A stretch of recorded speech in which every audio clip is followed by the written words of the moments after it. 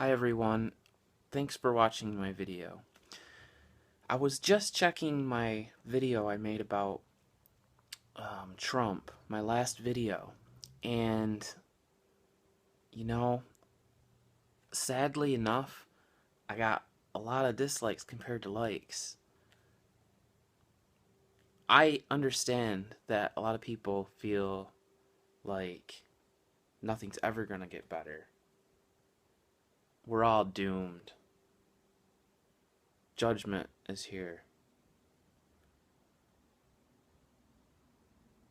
And you're just have wishful thinking. I get the fact that people have been burned over and over and over and over and genuinely feel like their vote doesn't matter. To that, I say, your vote doesn't matter when voting fraud goes on. However, if you go to the polls and you ask for a receipt of your vote, you take a picture of your vote, there's things that you can do, which I can put a link down below in the description box. I really encourage all you guys to watch this video to help fight voter fraud. There's proactive steps that you can actually do to help counter voter fraud. Look up George Soros.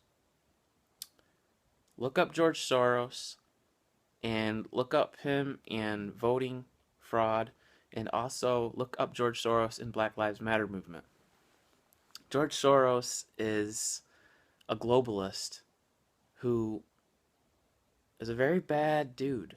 Very bad.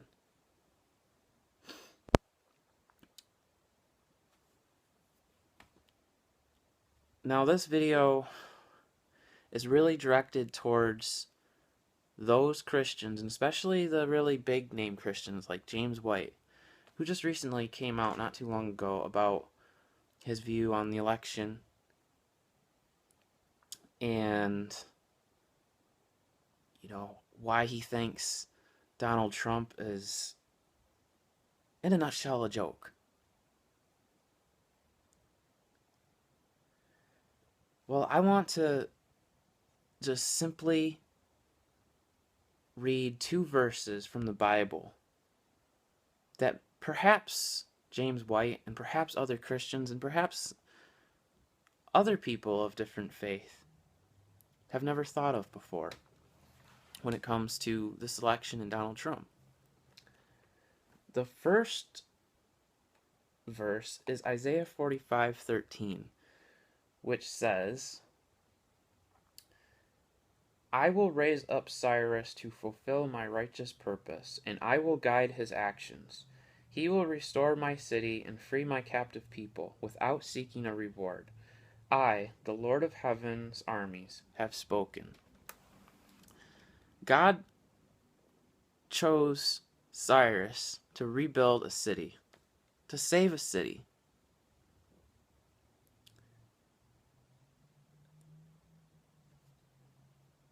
So he literally took this ungodly person, and God used this ungodly person to bring about his will.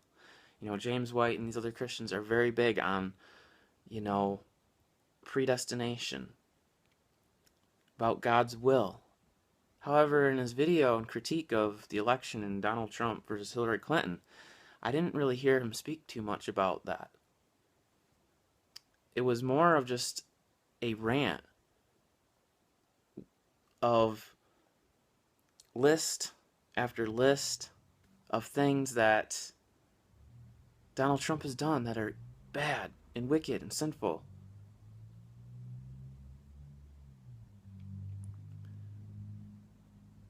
Now, the next president of the United States will be the 45th president. There was a man in 2011 that said that he had a vision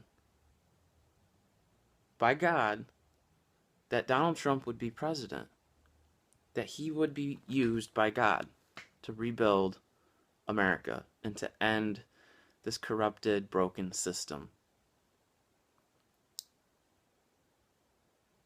Is it any coincidence that Isaiah, the 45th chapter, God chose Cyrus, as it says here, to restore the city. And here we're going to the 45th president. Perhaps it is just a coincidence. Perhaps this isn't relevant at all, but it's worth looking at. And it's something that I recently heard, and it kind of struck a chord with me. And so that's why I'm sharing it with all you guys, because you may have not heard this either. The next thing is, while it is true, Donald Trump is very unchristian-like, with his insults and all, well, you know, all the things that, you know, he's done and has been reported on him. Some true, some not true. Media is completely corrupt and biased and left. And they like to fabricate and make a lot of things up too. And they take a lot of things out of context without actually understanding things that were said, which James White also would criticize other Christians of doing with the Bible. We too, when we're speaking, sometimes if you just take what was said, you don't understand the context, okay, or what the situation or conversation was about. And yes, we need to be technical, we need to be truth seekers, we need to know what was actually said, what was the intent, why did this happen.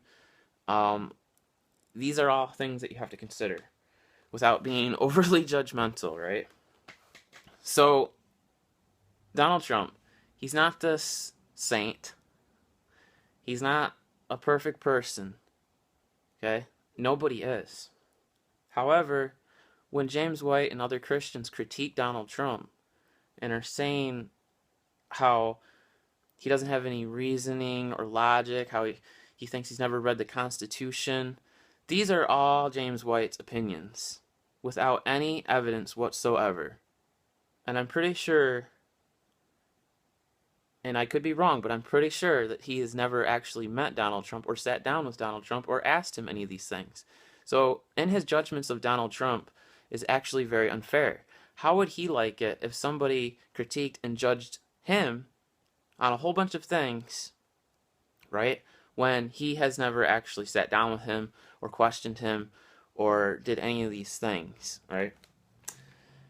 So, I agree, there's a lot of things that Donald Trump has done that is absolutely wrong, bad, you know, but as I look at my own life, I see in the past of the horrible things that I've done, and I see in my own life the sinful things that I struggle with on a day-to-day basis. I can't look into another man's heart and absolutely conclude that this person is going to hell.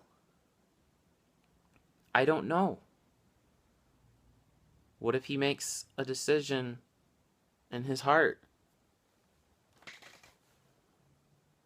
What if next week he appears to be, you know, the most saintly of Christians, and he's that way for the rest of his life? You know, outwardly somebody can appear to be very religious. Look at the Pharisees. And what did Jesus say about them? You brood of vipers.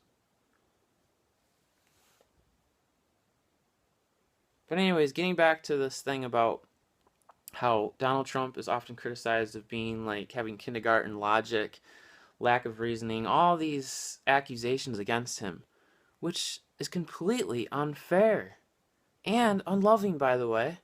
Really unloving. You know, I would think that a Christian would approach the matter in a very loving, just, and fair way, just like God would be just and fair with you and all of us. Where is the mercy? Where is the deep heartfelt response of praying for these people, that if they don't know the Lord, that they would come to know the Lord, instead of all of these judgments upon them, which, by the way, don't have a lot of substantial evidence. Now, he claimed that he hasn't been consistent, he's unreliable, and on and on. Did he ever watch the gazillions of videos throughout the last 25, 30 years of Donald Trump being consistent with the things that he said about the government, about him being against the war in Iraq, it doesn't appear that he has really done a lot of research in this matter. Also, given the fact that he isn't you know, a news person, he spends primarily probably most of his time, you know,